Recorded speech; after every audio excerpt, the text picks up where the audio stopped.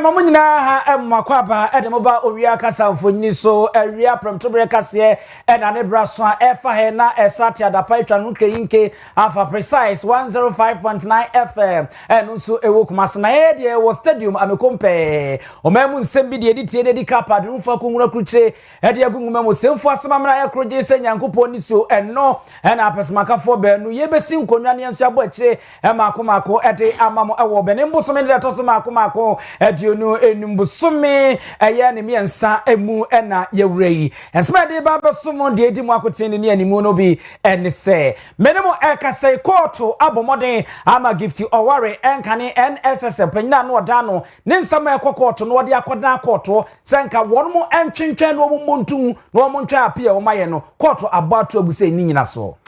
Mpanyimfo de nhye bi eto akwan mu a yede ebehwe omanfo yade ne no na ode wani kyeremu ewo kolebu eresabia ni mu a opanyimpa wono na yebo kyerema abo amane se ewo se won mutumi tete adwumefo be se mpem nson ansa na atumi afiti ase kokobonsam akode amashenkafo a mowo omayimu na mudi DVL plate ni bi na anase DL plate ni bi ne didwuma nse monye nsachaye wom sanse ewu Edom kuma umrasile dwafie na won mo kire se empanyimfo de ato edwa aban otie edwa so yi wo se obeye Accra Kumasi expressway na no mo kire se ebo ene nhye fa ho no emu na opapa ntomu hia nkyiremu same jemfi ensem kreya de ato edwa se enkyiremu bia ni ho a ewo mo wo so mo de ma na wonu mu a na eye adwuma e wo tivet mu wo mo de waka de egu fam na nso enne Wamosase wamose konu wonu abe yena no yenua no anase papa no asofo panyina abon mo eye roman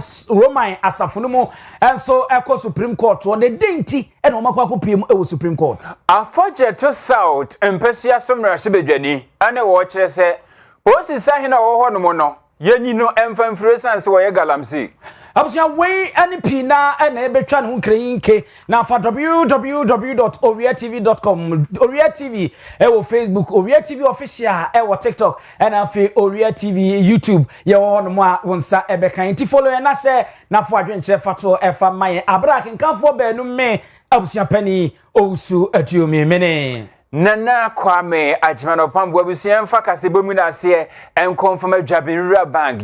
Bank say one more be akwenya ato ama onu ti bomodin say wodi wani ebechirem wo ho na won so shares no watumi akotobi no abeye bank wura ya business yesese a wonso watumi akase ampa memfaso eni sanso na fixed deposit wase be yebi bosumi miensa bosumi nsia ane abosumi domienu nhye da ho a sika no ebe wotam ama edmeko de so yasrimu a yede Kaseɛ boyi eba ententemwa yenchemu Kaseɛ no emu mene wo Kaseɛ obepiem ewo asante mantaman ma panyi kwanchefo a wonna woda wonma wo ye ntotoye ekruche din ya won ntotoye enema ewo ehyen ene nakoba edie ansam so Mature Driver and Vehicle License Authority DVLA owra Jerry A Aflabo wode kokobonsam akọ ede ama obi odi hyen edi djuma ewo asante mantama bia wose eye number plate aya na yede ebo ehyen no echi no eye DV no mfinhyam pimienu ane aduonunum no ategua akwakwada ye mfinhyam pimienu ane aduonu ensia no mu enhye fufuro bebre ane de aba ede fa ho a wa na wodi bi edi djuma wo mfinhyam pimienu ane aduonunum no ebra so sawo de wani kiremu o Driver and Vehicle License Authority empanyimfo won ma so ye sane ebe ya wo bekọ no akoye nsakraye na mfinhyam pimienu ane aduonu nsia ye de omudi wudi wudwuma esefata sawo de ebo kachi na odidi dwuma no wonsa etumika wose we de obri konfa no kyesabi wo pedi mpenti ene okoko munyamedua sa wo mpene to empene no a eno ansa wudi mirika na santemanta ma ba bia obenwu won maso ye ne bia wode wanu krutuari se on mienu santam betumirika na wakwakoduru won mo ama nhyehyɛ mapai woso mo yo no won mayo enye sade a ene enye obi nekumantwi obosiako ene odi nti age akyerema oni Owia Kaseɛ ebo nkomo ema bia no onim se beye first second week in January na afifofo no DV plate aba this year no enam say ye adwo say yes sisa ye number plate system nti na ye feel say bibia be go through nti no ema and now initially who says a new number plate no go through the demand for DV no in Quebec from Kaka. Okay. But that sounds yeah legislative approval and a few other technical challenges. It a new number system need to be ambassador. Okay. And see ma nyama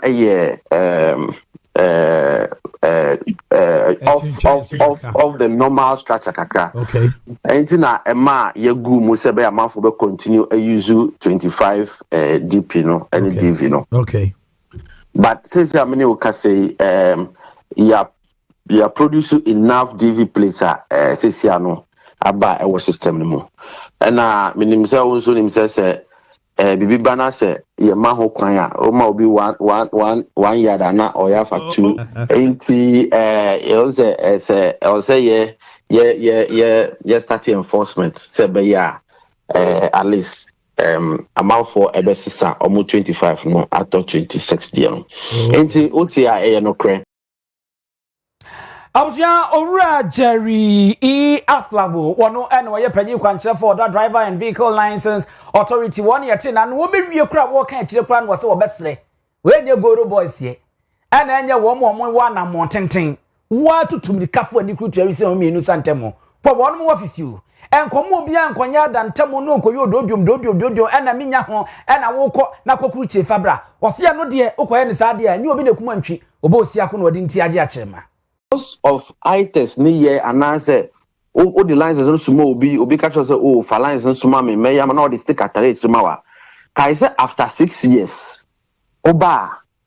once any system ni mu no ye be buru kama obetua area obetua delinquencies ni ade nti no ena enya no nkwa be say o the suma obi eni say o the suma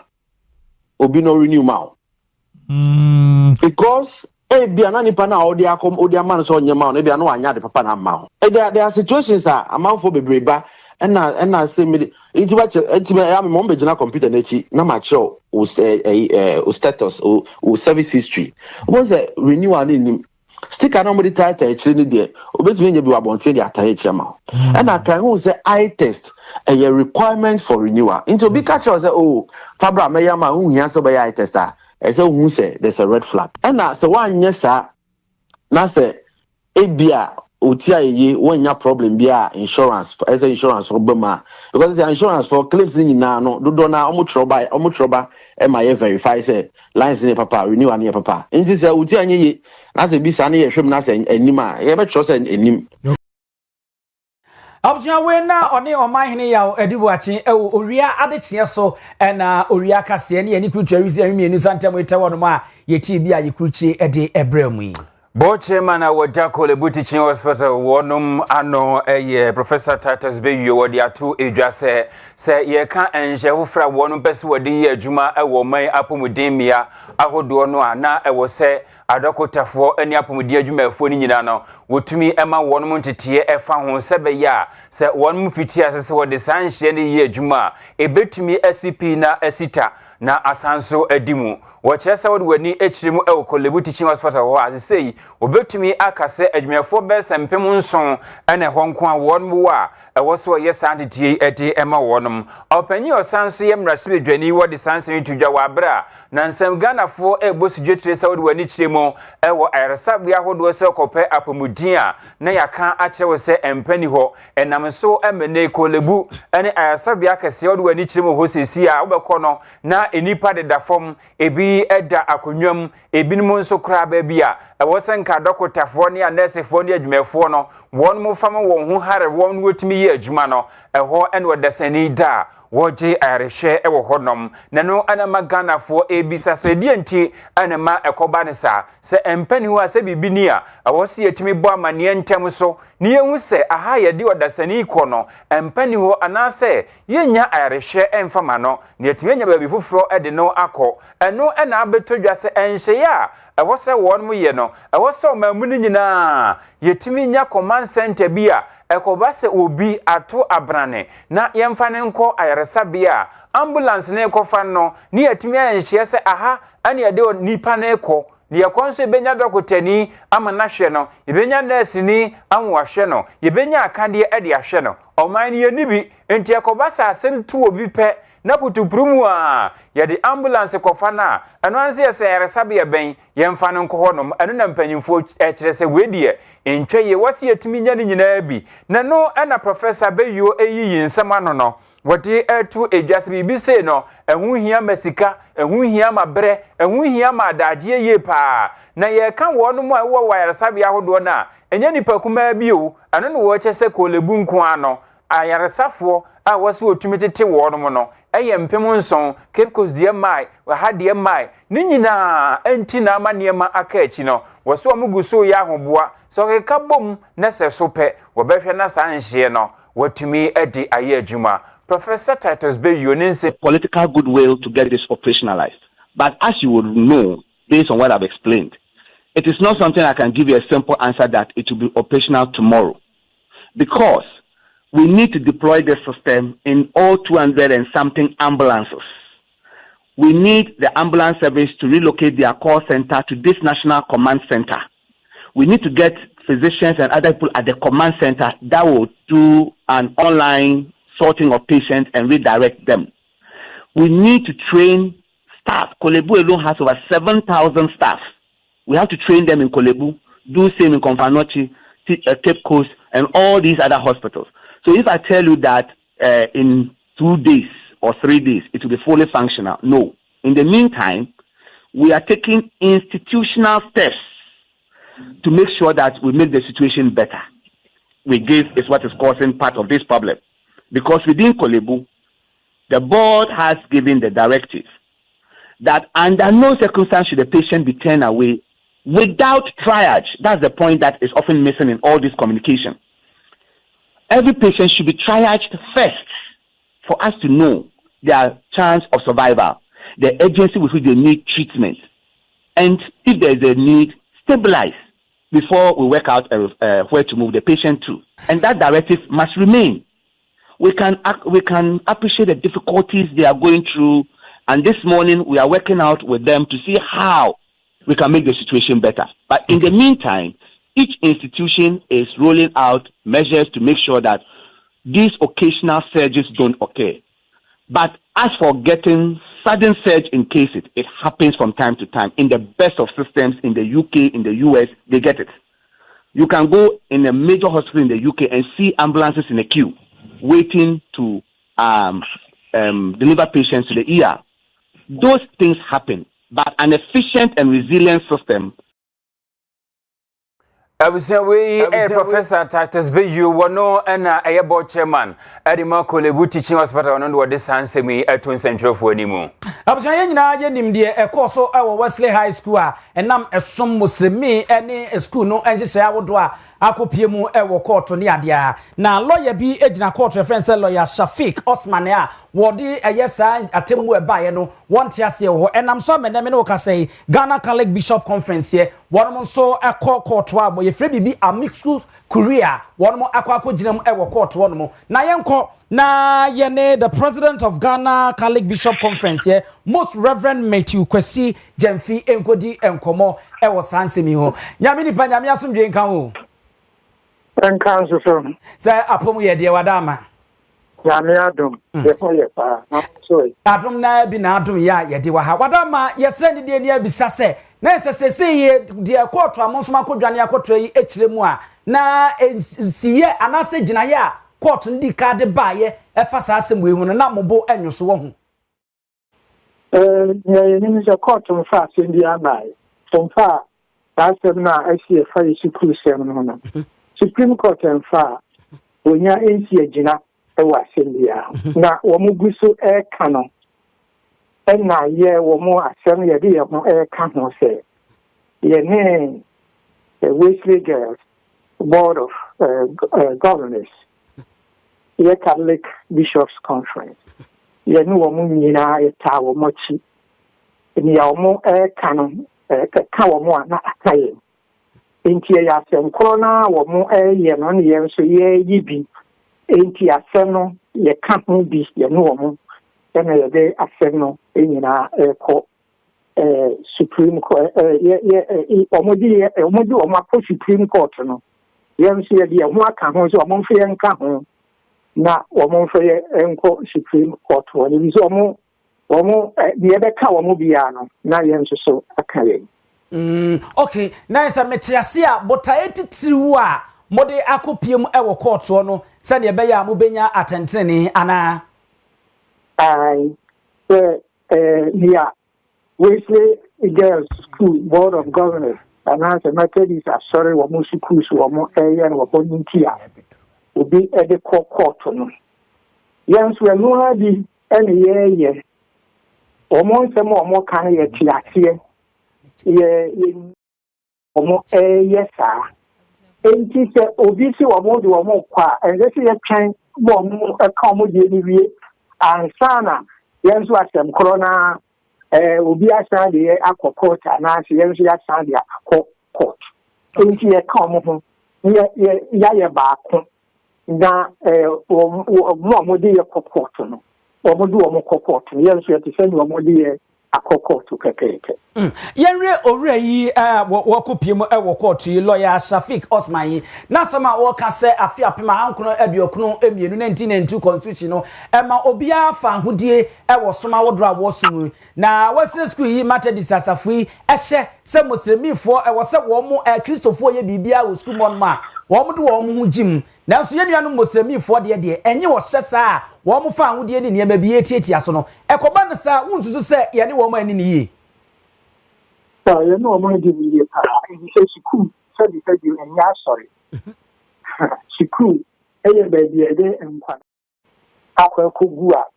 e dey ntitie bi e ma o man na hyehyɛ se monko school na monko hia saade we monko hia saade we na monko hia saade we eno ene man no e dey ma yenyina na se asori bi ana Muslim fuku bi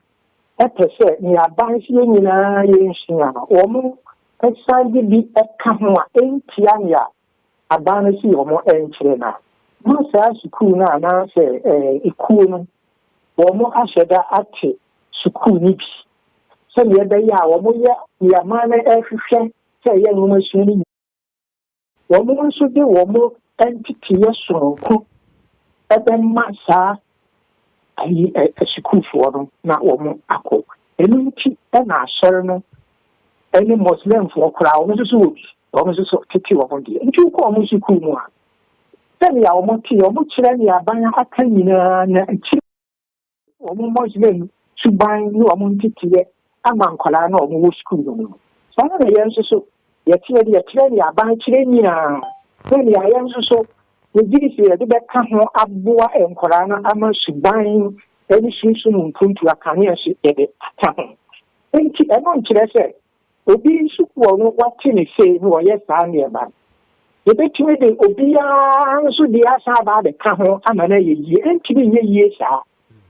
enti saa na ye kire no okay most reverend wada amade etwa tokra no se de bi no mo kan se ya hwe ya na saa asemu ya nka enya asembie na ekoma asumdue a wo manyi eni da ho a yeguso a ye enjoy muslimi ni ye nuanu ye kristofo ntemi anhwe na akohihim saa na wo hu nana we enze se de nsensendi aba asemo se de ba ni esemese muslim fo wo mu suku niya Wesley for area no Wesley girls no but we say di papa wo ho enti no wusi da bi me ho de na ye na mo suku mu de na ma mo ye ya mo so mo pe na mo ma ne kwa na me so me ye ya me so me ye mi suku na me suku mu de me ma mo ma me ye sa die bi ye de be wo ho enti so ye ka se wo ye sa na wo sisi ye ya na wo se tisia na me sisi na mpene dia me de mo be court ene na aye dodo enti se ni fashi asia ye obia de obia buo ni ani dia ewo e de man Muslim for do mo buo se e de maye e we ye suku mu ya nso ya de buo e so mo e de ma mo e wo mo suku mu a e ga da papa ko le de ba na mo ka se me ho de ya na ye we na mo suku mu de me ma mo kwa ma mo nyesa ono ne hwan ya wo ba de ka sa de a kire nti sɛ ɔka sɛ akyerɛ ne yɛka sɛ dabi a na ɛnyɛ ntɔkwa ɛne yɛde pɛ anaasɛ asomdwie ne yɛsɛe no na mmom nokorɛ a ɛda hɔ na ɔsɛ yɛde te ase dabi sɛ amanfoɔ nyinaa ne wiase nyinaa ɔsɛ ɔmote aseɛ saa. Most Reverend Matthew Kwesi Jemfi, Papa, yadasi awie no brand wadaje. Abusia na chese okwa president of the Ghana Catholic Bishop Conference wono ena yene na kobon komu na me ka bibi se a mixed schools aye Korea ase kire nyina Latin kasa wo de ba poto kasa no se friend of the court na se ye kasa mu court ayonko asema ekoso wo court a enipa no onye mranim ni wanya adwuma wo court ho no na nso no office se o wadansedie bi ene niema bi obetimi ede akọboa ama court no ejina ye ne nsem a wodie no akonkan no enu bi ene a miscus career ya ene Catholic Bishop Conference ye wo mo de wo akogim na asem ni nyina Wesley guest ye mentime wase a ekosi ye wo misremifo a wo mo ko school wo ho no no mpesa wo mo som sade wo mo ye nda na school no nso kire mu a Methodist asafo enu nti no wuntumi mfa wo pe ma me ye ne wo pe wo ho no ma ekopie mu court no enu na aba beduru samre ya ye twetwe eho enkomo yi asem we no a ese bese panic kunina ha ye kase ne banim difo ano ya hwe so a ekina bi obi nso ebesore se musumifo wo musuku no efiada bi omo ponte meboa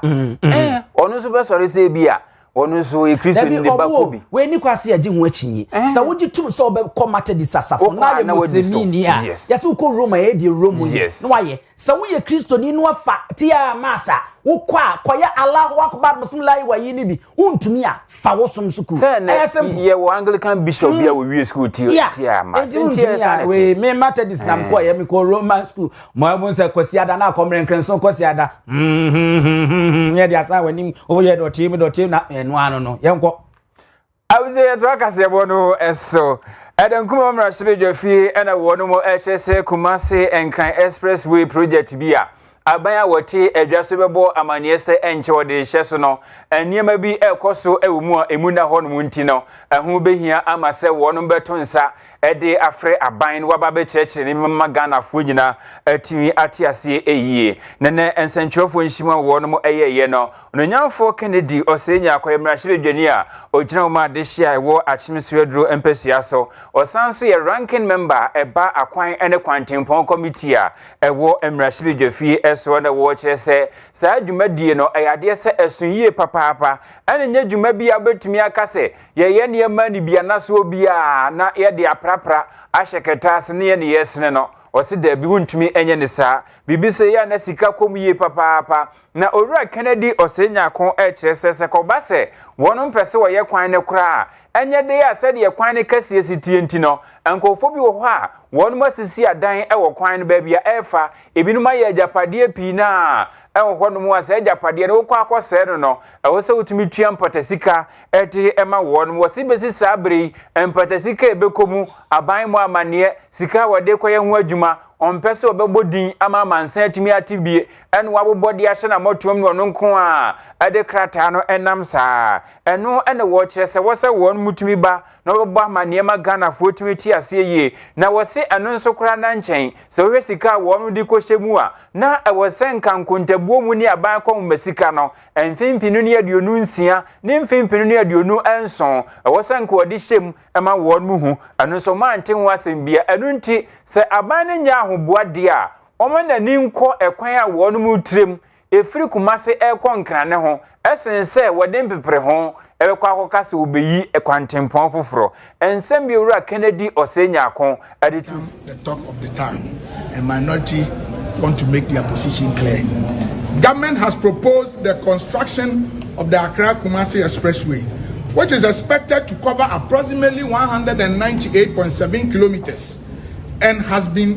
described as Ghana's first true high-speed expressway, capable of reducing travel time between the two cities to approximately 2.5 hours. While the ambition to improve connectivity between the two major economic hubs of Accra and Kumasi is commendable, and several critical questions remain unanswered. At present, the total cost of constructing the expressway has not been disclosed, However, based on the preliminary drawings and route indication that government has publicly referenced, it is clear that the proposed alignment passes through heavily built and densely settled communities along the corridor. This raises an important physical questions. If the government intends to construct a 6-lane expressway, it will inevitably require a very wide right-of-way, which means that a significant number of homes, businesses, and properties will have to be acquired and their occupants compensated or resettled. Government must therefore inform the Ghanaian public about the expected cost of compensation and resettlement associated with the project. Without clarity on this component, it is impossible for policymakers and the public to properly evaluate the true financial cost of the expressway. Abusia Kennedy was saying, I am Rashid Junior with General Deshia war Akim Swedro and what the Sansimi Tuja, I will Rashid Jaffi. Now, Orion Sami Jamfi, Ababonte, Ama, Edom Kuma, war my gun, and Rashid Jaffi, and Simbia, a trouble, our Monte, so say, I buy and this, I buy, won't be push ya, one more a year, quite our dono, Sabio, your friend be so saucen, Nina, and said, one more said them, you one more quabem, Emma, one more Safata, so bet me a year, Jumano, Ubia Fanacrata man, or much him, no more, whom they set. Efata nom dia man na emom kontakra ankrankra wogina wa wo fi se eduma ro nom de ba ma nom dia man na wo mo anye bibia ewom sade o man Ghana mra no procurement enhye ne esitie na eno na aba betodwa sa me no ekase o man Ghana sika foforo yi opepemadu osom miensa 73 billion Ghana cedis e sika obahwe contract awodro maako be se de wotwe baako a aban dia ma ehyemu a ni nyina no wo man hyeda amiemu amanipa amehwe Owura Samijemfi edi ababa to abonten se menka na memfa nkyere mo se ensam a etwaguo ni nyina no kura bia ni wa ewom wose no kura kitikiti se kura no wunya no ewo ensam a won mo kan mo wose edurumre bi ai andisi amanyoko no sori gira won namro so ema won mo kon ya won mo kasa ye editi asa poto kasa me kan so sourcen say yade adwuma ema nipa baako abra ye miemu ema won mo betumi ayo ema ye no nanso no won man kasa entia hia ene kwampa pa ewo so betumi afa so na betumi adi sa adwumadie no amna yi ende o man kasa entia wose ene yi yera onimonyamfo governance Kwame Agboza wayo swafo re kwan ne akwantemponsem so anamo a wotu bia efa pushi ho ene contract wode ama bia no eye so sourcen no wafa kwampapa na mpanyimfo ani ntini atwetwe wure wo mu a wose won mo de wo mani kruji hwemu na won mo esanye edi aye akagiramu no won bia so adi hu dwuma asabe won mfa akobua ne kana sichie kwa bia so ena eyo wotu mire ne wo kiresie sasa wore swame aye interchange nsamso yi kontonkra ne aye ofanko nsamwa mu adanta ene dodoa ekwan ene ade a enye se wo mo de ama contract foforo da bida wo mo aban dadande ma wo mo no ye nemmom no won ba ya wo mo behyem kena sane be ya wo behwe ama ne matimi akoyie eno nti nene wo no ye nti ne etwabu wo monten so a motie se yesi so sen ne ene ade no wo se nokura bia ni ho a ewo mu ewo ehonom na edom kuma na me no ka se wo no nso asa babonti biem ama kwadu na neguso a ekoso a wo mo de bo aban ya wote akonwam yi kwadu fofora aba na efri onmonyamfo osenya akowo na wode ababa tudwa ni nyina ekiremu a wo se aban na bomode yinani atwi nani sankrani a wo ye no yiye wo pomo eso de bredi yi ne motoro mu eno asom na no se sonsom ye busua na ni nyina akwakofa district road response initiative e 20 ane kan se drip program wo mobeka ya abra kwadu befra bembo na ban no adi mfidie kunkunfan a ye de bo modi ya abonhwamuo eyi akwan ene ade a 20 ane friends drip yi wo mo ade beso mo man Ghana mensra wodo ni nyina obi anya ne de ne no ena owura yi a wono egira mo de matemamufo a wono Akim Swedro abato mpesua so na eba eye ba so abedwaku a womo man Ghana mrahye bedwafi omre ya kwan ene akwan tempon ensem so a wakakuo no ho wode tudwa no wo kire mu se aban ne bomboden wofa mabunu emfidie awodo ene ade nyina asa ne ebe ya emabunu se emfidie ne wotekima na ntiye ne yampa ombebo moden no mo siesie na atimi aye adwuma wadre se ne yepe no nanso aban ba ye no ofi ni wa won mo yiwo mani ama mabunu nyina me ne wo kasai won mo dwuma abo wo mo makotena fi eno no nyamfo yi eja dom kuma nanim no aka no wode ato aban nanim sa aban ne mo no so kakra na ese nyenya na do so dodo sa de wo ye ebe ma sade mpatamu ene kronkito ma mamuo ni tituru akwan ane se de nneema besia akono ebebo ntepo a entimi nkɔ ne saa watwetwe kɔ adi na wɔde asoa NDC. Previous government procured a road construction machinery for all the 261 district assemblies, ensuring that each assembly had the logistical capacity to undertake basic roadworks and make feeder roads motorable. This was complemented by the deliberate policy to decentralize feeder road operations by assigning engineers to the district level to provide technical oversight and ensure proper management of the equipment. In addition, prior to the deployment of the machinery, young Ghanaians were taken through intensive state-sponsored training program conducted in collaboration with the equipment supplier to equip them with the technical skills required to operate and maintain the machines. These individuals comprising operators and coordinators form the backbone of the operational framework of the DRIP initiative. However, since this government assumed office, he has taken the decision to dismiss most of the personnel, and this has stalled the operationalization of the DRIP program in the district. The consequences of these actions are evident on the ground. Across many assemblies, the DRIP machines have been parked and remain idle for over 15 months due to the absence of operators. As a result, feeder roads that were intended to be improved under this initiative have deteriorated, leaving many communities with unmotorable roads and worsening access to market, healthcare centers, and other essential services. While a central DRIP secretariat has been established to coordinate the program, it appears to lack the necessary financial and logistical support to effectively drive the implementation. This disconnect between structure and resource has further stalled the realization of the program objective.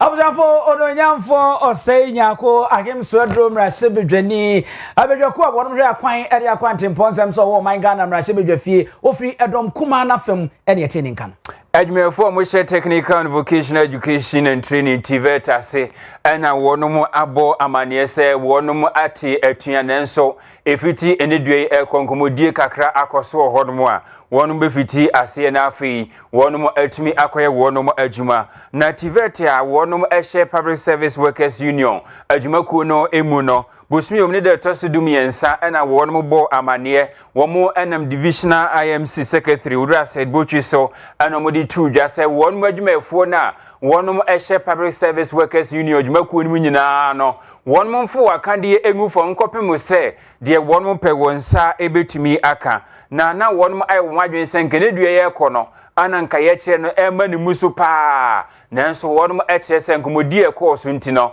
akurase maka nanso menwe anu ntino atuate no enya emaso wonum anhye dan kire de ko depoti a womo pe eti afri mpanyimfo nkyenti a enam so anka wonum eti atue nanso womasem kakra mo pone ho eyese womone mpanyimfo adia no baba yesa akyere yie yenkomra asenti ase anya adwuma efa wonu dwuma wonu edi TVET ni mu eho anunti na atwa akowie se de aduru no aduru de edinti wonu de wakande ebegu fom ande se mpanyimfo to nsafre omo a enkomodie akoso entino wonu echese wosanso ekoto aso na waye wonu mo adwuma na Owia TV any divisional chairman Edema TVET and afei se Oko Public Service Workers Union ni mu nso a weye emukanifo Owura Robert Amoncho edi enkomo ani ebisa ne se enkomo ni mu no anamon kakra bai na wonum atunu wo chese baabi ekeka kono aduru bunu mu a wonum ani so ekwane enkomo no eko anu nti nam so a wonum atwe asensan ne nsem a ode to ye ni mu different organizations are ya Ghana TVET service. And you know also bia ekita ni promotion criteria and as a format. Answer na ya be back me yemfa ni say ISS, OIC, MBTI, GES technical schools, any community development, any ya be back. And I be Ghana TVET service. Obia wa kwan na ofa so ye ni promotion ni nyama. by a bar facuno, a very bacuno as a Ghana TV service. Samuel Mano, said a bear far a quam back one, the promotion, your welfare issue, delay. A delay sama, Nyama, the airway, before any other concerns, and about say trauma management, and about say, my response in term, until I'm strike no. The to form. But Nyamea and say luckily no the management SCI and the assurance is a free management hall. Actually say Nyama ya kanyina no amu ebedi ho ndwuma maye. Enti enu ntikura your process so ye ebe issue new letter say ochina obia and badru. And then I say cause Friday na be start Friday a holiday. Monday and Wednesday a holiday. And then I have a 1 day pay management for fair ya kasa ya bibia ato asomo. Nti enne ya kasa the strike na wom but ye be issue directive enne ochina ye be kwajuma based on assurances ye nya from management say issues no be resolved until ochina ye be kwajuma.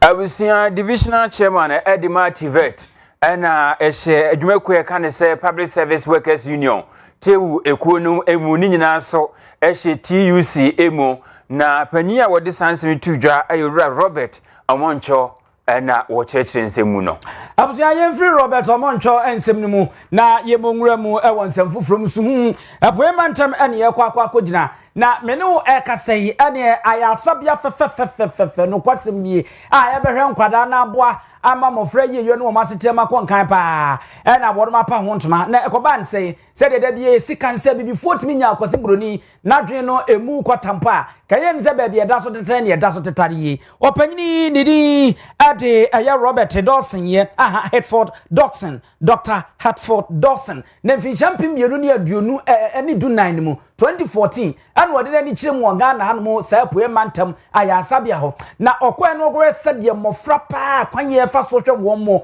wo ni nakade ne ade toto na dense ne niam basa eno no oda nani ade nani echire ni kuro ma wo ye na dwe se dabi we di obetu nwa na mon na wahwe na eku a wo no ede aba wo mu ko ni NGO ensha ban bia ase was love without wars odo achese eni pempim bia na ekotwa mu ahia bia eno ene bia beso Ghana for so ene me no Kaseɛ ukopiem ewosuhum a one mababa si broni kansa modern children medical and wellness center ebeboa amankwada ahwe omu yi a ebo ni jama American dollar broburu no obem ahasa aduanan $340,000 ye ena omo de ababa si sa ayasabia yi na owura won na oda ano medical superintendent Dr. Ahmed Tijani. This Children's Medical and Wellness Center will not only serve the people of Suhum and its surrounding communities, but also provide essential healthcare services to travelers who ply the Accra-Kumasi Highway, given the strategic location of Suhum Government Hospital. On behalf of management and the entire staff of the hospital, I wish to express our deepest appreciation to Dr. Dawson, the board chairman, and the board members of the Love Without Walls. While we celebrate this milestone, I would also like to respectfully appeal to individuals, organizations, and benevolent societies to support the hospital in other critical areas. These include the provision of new ambulance, the renovation and retooling of the maternity block, as well as the supply of the additional equipment for this newly commissioned children's block and wellness. Abusia Dr. Ahmed Tijani Sulemana medical superintendent ewo ayasabia ye ewo epoema ntem ne yeteni nken na nyina mu no ukopie mu a aban krache panyini a wo no mo Suhum municipal chief executive eye ononyamfo Lydia Ohene wa no se Saka a kono keke we de ade a nanka edin pa say enza betimi asoso na ababa bedre na wabo one more Dr. Hartford Dawson na afeyi mpanyimfo a one more mpatamu a wo mo de wo ni kutu we say di ntemu ehwe ma dwumadi awie payo ya this children wellness center no ebe make a great impact in the municipality because ye share ye nkoro mo municipality ni mu no ene yare ahodo a eba na ometu wo ho asi ho ababaye this development amaye no ye ni so ye pa ebetimi abo ama ya wofo sometimes kra na debia meka say healthcare environment ne kra timi ma wo healing into ye share this at the strong ko maje ebeboa the old facility na we are saying say ye ni so bebre government ni so any so and yen crying say now the assembly no doors are open to cooperative omoye ready to assist and abusia eno no Lydia Henewa na enweche no na Dr. Oyebroni Dr. Hartford Dawson ye a obeye na de no osin ai won de onima bibifo pa ade pa e cancer maintenance ensiensie se de ye nimi dwo no obesere we mi emfa nko ho ya momode ne yamia ni nku ho pa se ne be ya ye betumi adwo ne yasiesie na ne ma akonkan afei eye ambulance de amokan ambulance no said ye si kofa nipa ntam so de kwa ya sabia ma ekwaje ayarhwe no obese pamfomfom ani ku jerisi ehwe ne nsiesi awodo ne niam e woso mu yobia no wo mu nyem famfa ho said ye be ya ebebo ya sabia ne ayarhwe. I think that we will even have beds. But ladies and gentlemen, I'm here to tell you that in collaboration with Dr. Ateng and our fundraising efforts, we have secured over 60 beds. And not just with any mattress, a high-density, top-grade mattress, because God told us that the children in Sahum must know that He loves them just as deeply as He loves the children in America. We have, I think, over 13 restrooms. We were well aware that some of the mothers would stay here night after night. But the Lord said we had to prepare for them. So they also have restrooms to shower if they stay overnight. Of that was Openi Awutia ano Dr. Hartford Dawson one year training king. Afaja to South Tempesi Asumra Sibijani Eyura Frank Free Wadiatu Ejase Sawoshe Omeya Okwa Yesai Ewo Galamsi Mechre Ekwamboni Nipa bi Efaso etu Efuma Gudie no so na Ayadese Yesai Wakone de Nenso no said ye pese nka yesi konkoden na yetu eso esan yenyanesa anu nti wono de wo sesen nkebe ya anka posifu a omayi ehye won mu nsase obetumi aboban na obehwese abonefosam enkoso nanso won mu nsase ene miamia hodo a won mu hweso akoba ne sagalamse ni bi ekoso ho no anka yenyi won mu nyina emfamfiri honom na yemfa bambofo fofronko na won mu nkoya jimna ditri pa ane commanders no esansese ye de ba bi hya wonsa emu ajapade empemprade ne de ka ho nyina eyewo se bamboni no na wohwe so na woye edon so sahene na akoba ne se yetu galamse ni bi na ntumi ntu ase de a anya na akoye se nkoda akofa nanka ade abafie na omowe sebe yebu nanka hwefo na wonso ye de wo ka ho ebienu achi no owura free ye sanso de ato nan mahemfo animu se wonmfo won ho nyimbi sebe ye galamse no yebetumi atu se sanse wode abasobo ekọ edema otumfo oseditu a wotoso mienu asante mawura efa nensem ode tu dwasesa wo ye ohene na oma kwan de ho kohye galamse nimu a adese wonso yebetu wade so no. Mind boggling and is inexcusable. It is mind boggling and is inexcusable. It is mind boggling and is inexcusable that galamse is going on in certain communities and the chiefs are there. We must appeal to the National House of Chiefs so that special KPIs will be given to these chiefs, that anything that goes on within your jurisdiction, you must be responsible for it. And I commend the Otumfuo very well, where at least we have seen him removing some of these chiefs from their throne. We must scale this up to the national level. And indeed, police commanders, service chiefs who are in the various district assemblies, it is their responsibility to make sure that these guys who are destroying our environment are checked You have no duty to be a police commander if you cannot do these basic responsibilities. It is mind-boggling. Abusia we afaja to South Mpesia somra shibejani Owura Frank Afri aseminti yeko awmaso yani yira Richard Kumado edi enkomo oye fraud and security expert. Open you are high. Minamidase. Ye baby sase enka galamse koso baabi na me ye posi sahene na mintumi nko ya enka transfer de enka simu sei. Oh,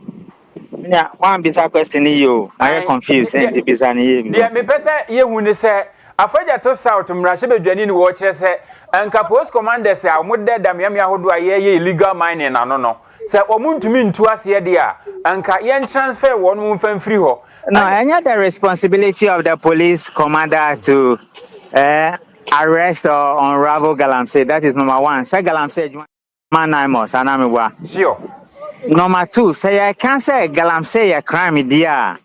It deserves law enforcement dia. Papa police na the first line of action. Say about law enforcement.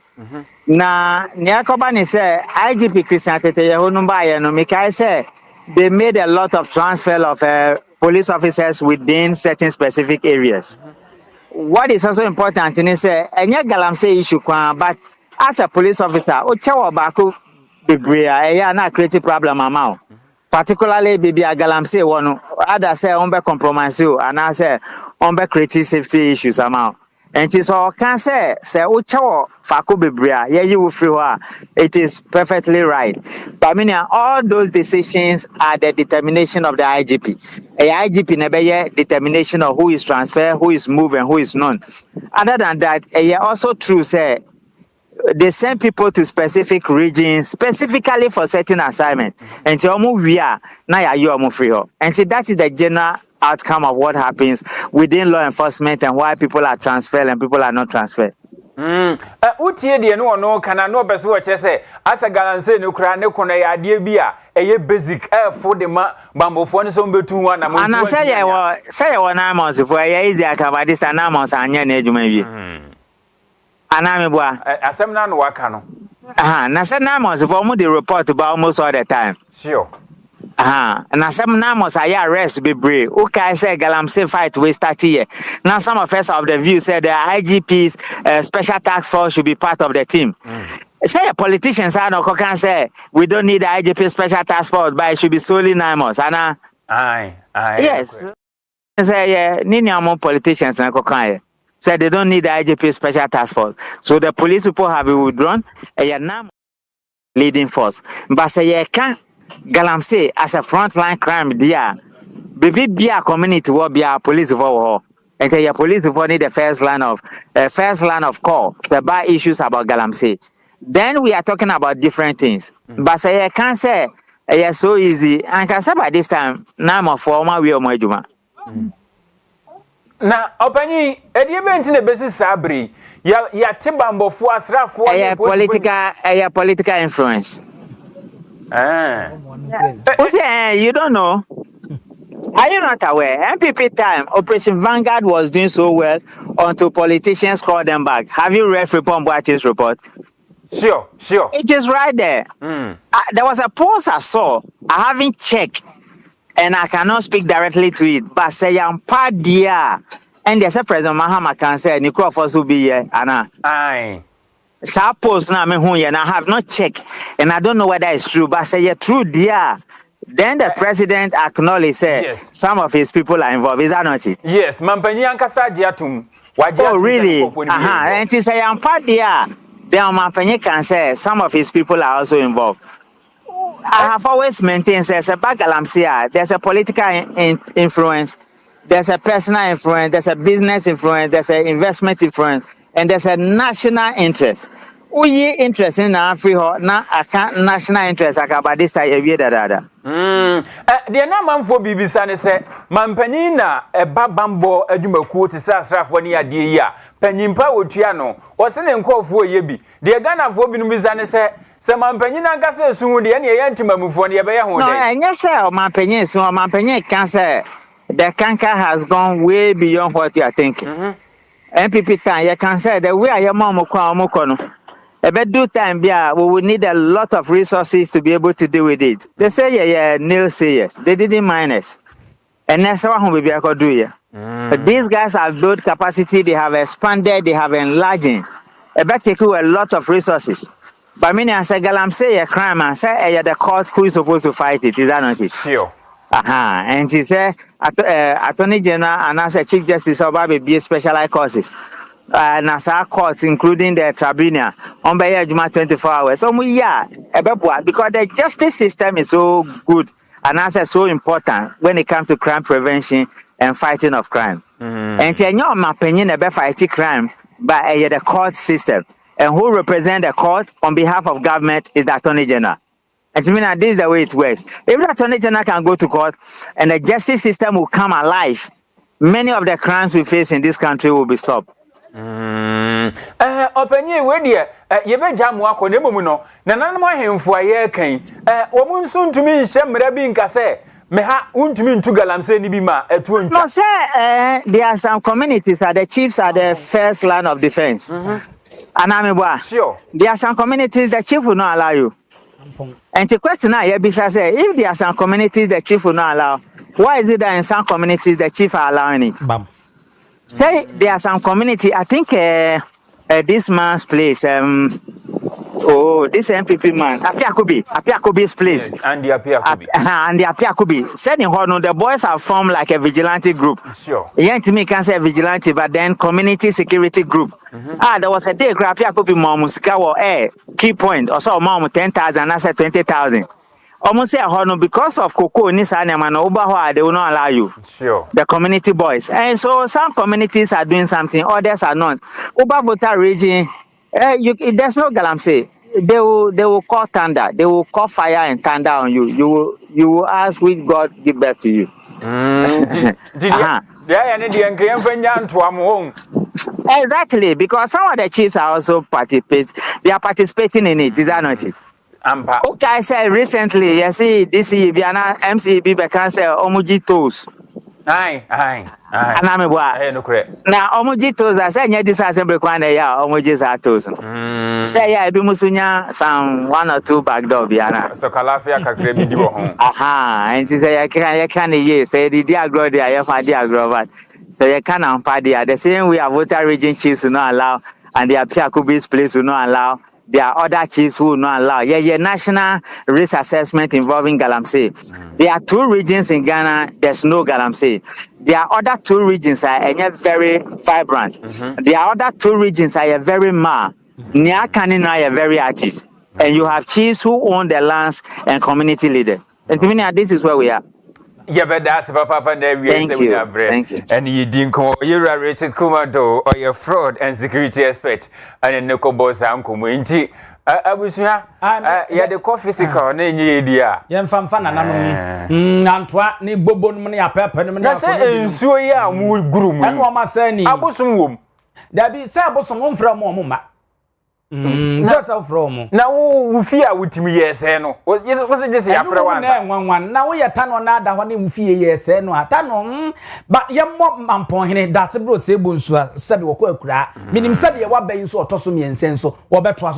or ye Metia, we are say another program, of course, not Simon or Semensa, Santimantem so for no, and now we are saying the 2 names of Walker saying, Cratamiansa, if Rabemwa Bassa won't be true to be a say, or Begaram say, or say a Santa Region Minister, and yes, I mean interference, they will make you pray in your print fat. Me masasi so, me woman to the net, into the china, Assassina Cadahon, Meneman and me did so, to say, I hear me and we are booming, etim who say Yansanaya, into one canoe, Edia, Yan Twasso. Yen famamu ewo ekono na yenko kunsu wioso ewo ahafo ano south west mensrimu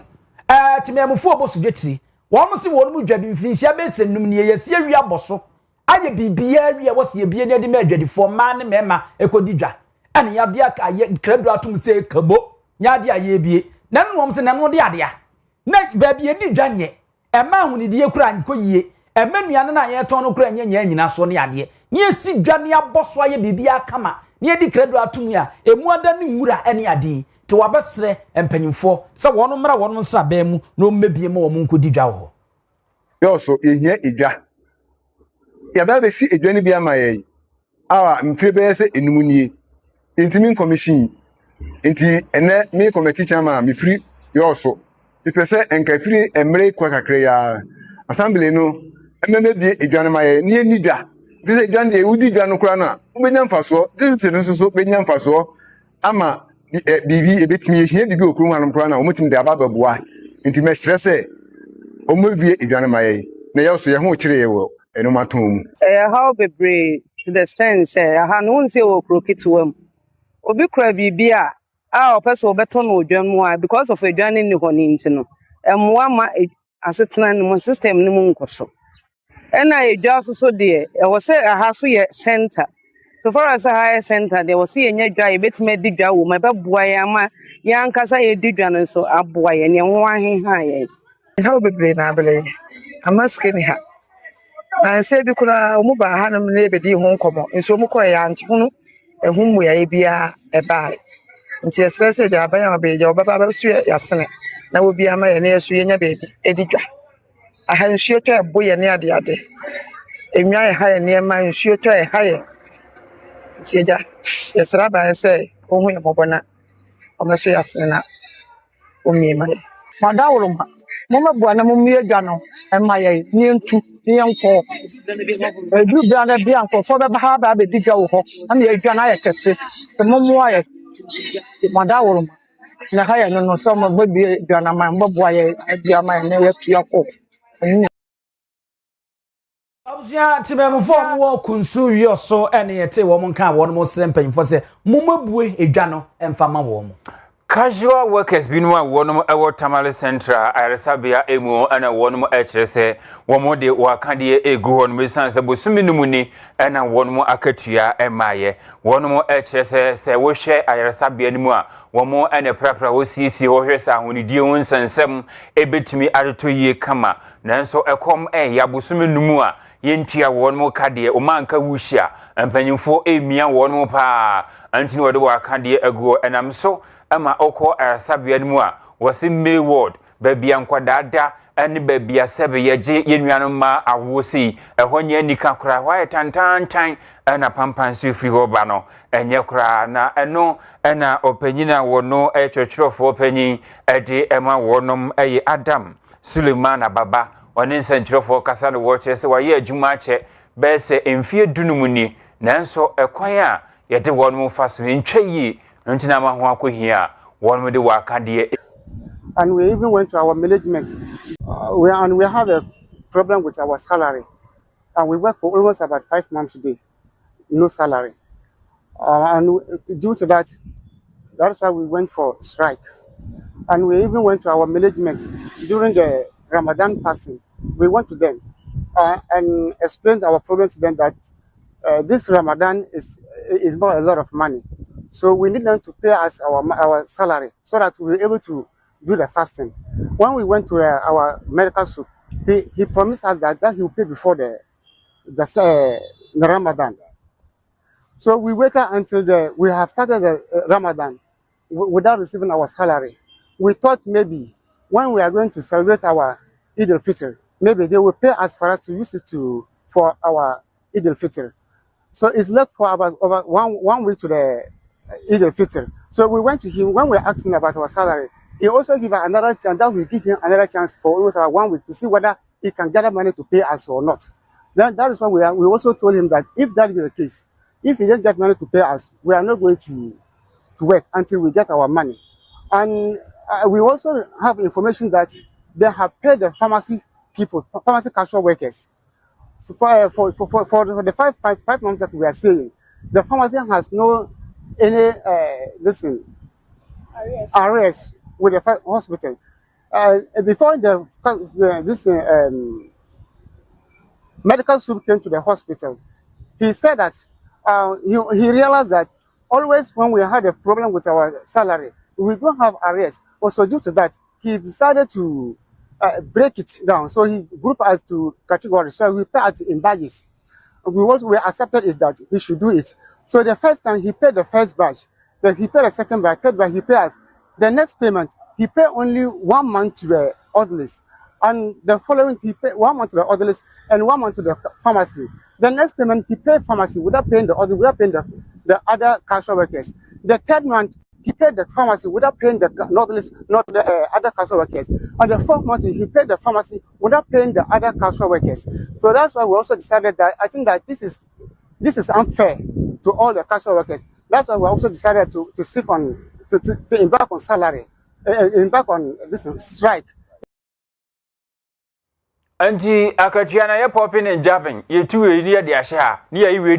near the asha, and a coso ho. We a your penina was share and to yeso, when we see Apumudin Bia a war Tamale Centra, Sabiano Emu, one church for Adam, Sulemana Baba. Osanabo sumenumu ne da neto so aduonu mienu wo finchampi mienu ane aduonu nsia na beto dwa se era gifty Owia Mensa na National Service Secretariat NSA woye empanyimfo abono ye adwuma wo no bie wo mo de kwadu ebo no se wafa kwam bone so amoman no aboka kwadu ba ko no kro no mienu sikasamu dwade a wani ne kwampapa so miensa ana afeye kwam bone a watimi afa so ama wode omayi adwumaku a woye mu adwuma no ede enya wono an ho twom ene ade ne kwadu o magyeche ede abɔ no ho no a na wono mo de asam na ekosi se na ewrai ebo modin emansamanfo din ahankono aduokono empem nkono ahankono aduasamiensa 9934 eye samanfo a wo mo ntiase anya adwuma enso wo mu din ewo National Service Secretariat won ma wo mo agi akatua eno kwadu a na wo ma wasam na ma akwaduru ba bi akoto hyeye se wo mo modin na wo mfa na dansefo a wo pese wo bedi adanse e wo sa asemi hu ede ma no emfa emra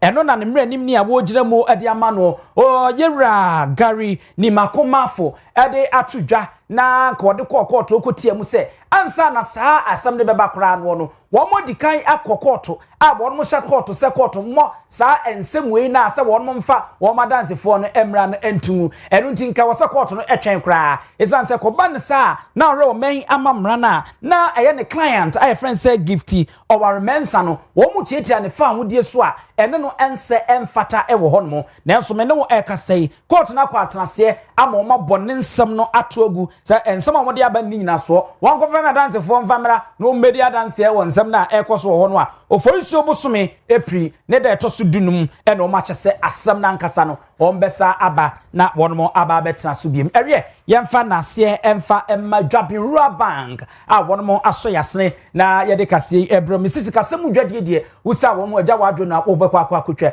besia wodi didwa besia wodi hye dwadie mu kena besia wodi eboa ama wo nwuma atimi akonkan no won mo gina brane danso won afo mnyamfinje bia na ba ko ni kaboni bia no afiri wo mo ama aba yate yete na ye ne mapapa ya baso bode e na abu won mo so won se share ne won mo biem a sese no won mo ton eno nti obetimi abetobi no aye shareholder star 389 star 984 hash star 8389 star 984 hash na wa follow instructions no what of form say wie adokodokode ne niam bebre ene wo a ye scholarship nyina ka ho a wonsa ebeka bi first deposit 3 months, a year 6 months, 12 months. Ni na so ye di akagire mu ye ni ye pa. Mfa so pewa ene no so wo a afene so na nasa bosome miensa no so bosome nsia no na usika ne enya nsi hu bebre e wo ho no mo. Ubetimi afre yen e wo 0242 387498 0242 387498 we are not weni achem ewo links